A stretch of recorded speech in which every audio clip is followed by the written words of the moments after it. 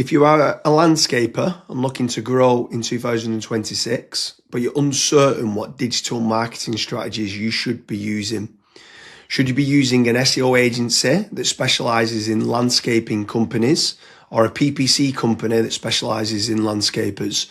Today I'm joined with Kazra and we're going to unfold all the different types of digital marketing strategies that you could or should be using.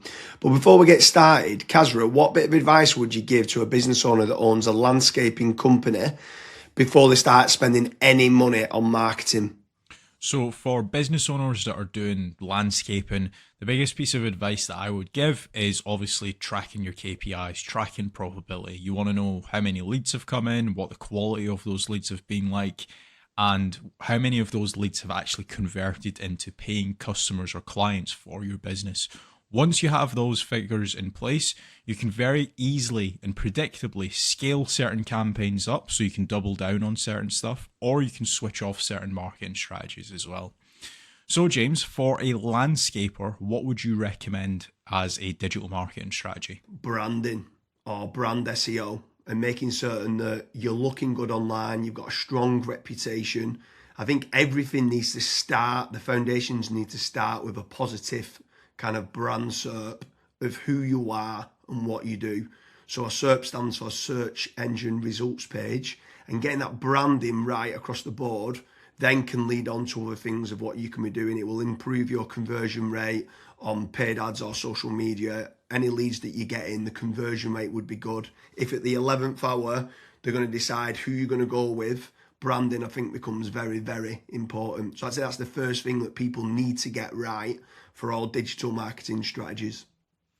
My next strategy is going to be AI visibility. I feel like more and more companies are actually looking into this. So what does ChatGPT, Claude, Gemini, Grok, Perplexity say about your brand or about your business? Is it a positive thing or is it a negative thing? And also trying to figure out what it says about your competitors as well.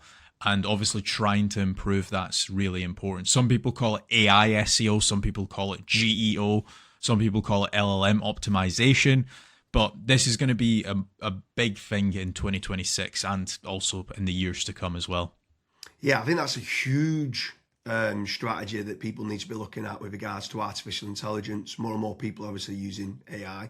The next one for me is filling in the form at FatRank or Promo SEO, which do a commission-based lead generation service for UK companies looking to grow. I think it's important to be looking at your own digital marketing efforts to generate your own leads, but also if you can use some freelancers and outsource some as well, you've got that diversification of leads. So head on over to fatrank.com, fill in the form and see whether they can help you with a no-risk supply of inquiries.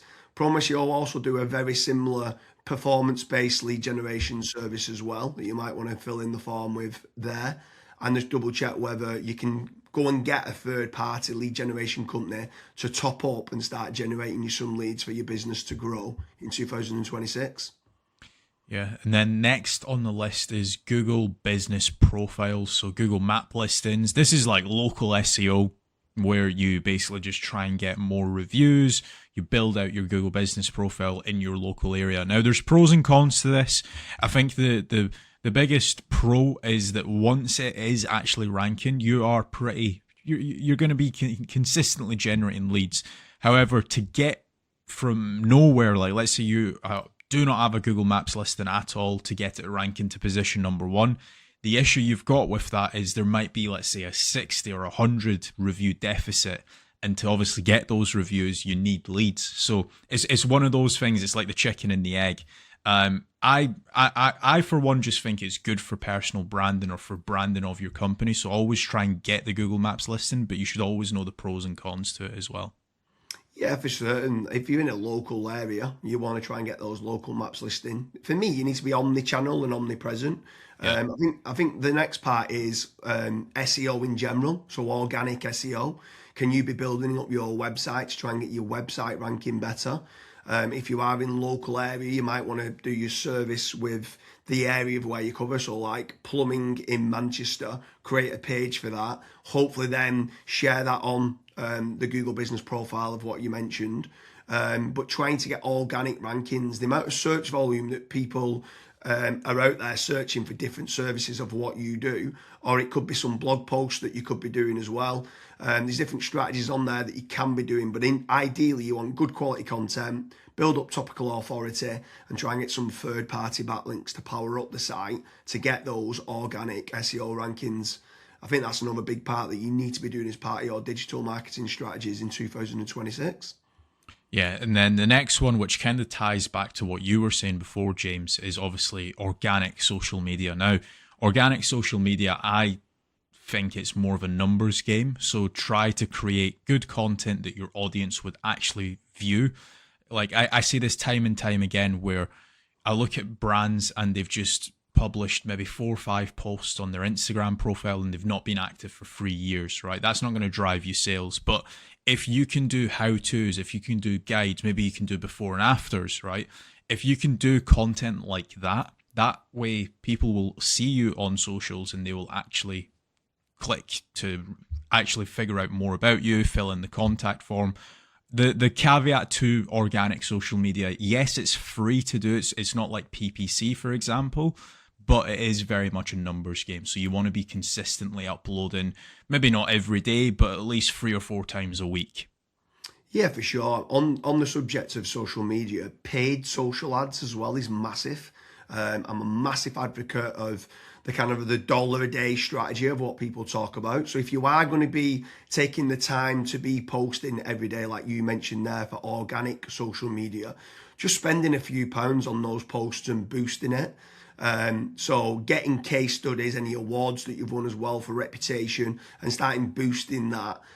You can also be running retargeting ads. So if anyone's clicked through to your website, you can be running retargeting, which is paid social as well. Different places like Meta, so whether that's Facebook and Instagram, you've got Twitter, you've got YouTube, you can be running Pinterest, you can even run in places like Reddit as well, for paid ads. And I think paid social media is still an untapped market for digital marketing strategies. Yeah. The next one is it's probably a love-hate relationship. It's PPC, right? Google AdWords or doing it on Bing, wherever. That's basically the sponsored results. So if you search for a service, it's above local SEO. Now, I have spoken, and both myself and James, we've both spoken to so many business owners that are either they've spent 10, 15, 20,000 pound on it, and they've not had a single result, or they might have had a few leads and it's just not been of quality. Or you've got other guys that have spent hundreds of thousands on it and they're like, it's the best thing that's ever happened to my business. Now, the reason why people are either they absolutely love it or they absolutely hate it is probably down to how it's been set up. Like there's so many different nuances to PPC. Like for example, having a really proactive negative keyword list, making certain that you have a set of banned IPs. Like, for example, your competitors could be clicking on your ads and that's deemed as what's called click fraud. Making certain that you've got a high converting landing page, making certain that you KPI your sales team. So when a PPC lead comes in, that is one of the first priorities that they actually take when it comes to contacting the lead. There's all of these different nuances, and if you're not on the ball with PPC, it's probably not going to work for your business. However, if you've got a really good, well-refined sales team, you've got a really good landing page, you've got a well-kept, up-to-date negative keyword list, you are using click fraud software, at that point, it will actually probably perform well for you. But again, just know the pros and cons to PPC. Yeah, for sure. There's certainly pros and cons. There's benefits of using it to get instant leads. But like you said, the amount of people that we speak to that have burnt a lot of budget and not had the inquiries and stuff that's come through as part of the digital marketing is pretty scary.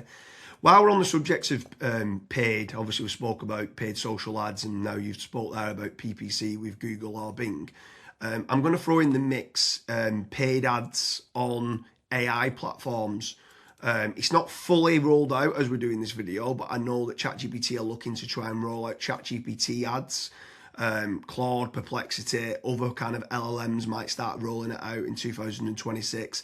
I think if you're one of the early adopters and innovators to get on there, I think you could be getting cheap leads or cheap contact form submissions. So it's something to look out for of doing paid AI listings and ads. I think that could be something to look out for in 2026. Next on the list, and this is a little bit out of control.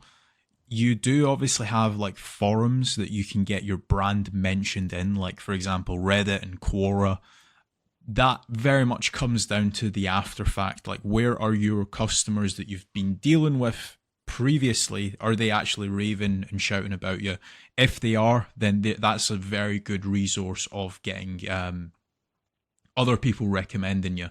So if you can get that, again, it's a little bit out of your control, but asking for reviews, asking for them to recommend you to friends, to people, that can obviously generate you a decent amount of leads and inquiries as well.